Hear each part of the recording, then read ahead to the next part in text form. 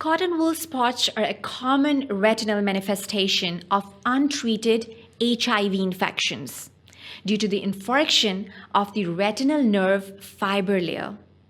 Cytomegalovirus and fungal infection may develop in patients with exceptionally low CD4 counts. Cytomegalovirus causes a slowly progressive retinitis, which is characterized by necrosis, and it may even lead to blindness in patients. This syndrome is difficult to differentiate from ocular toxoplasmosis or syphilitic retinitis.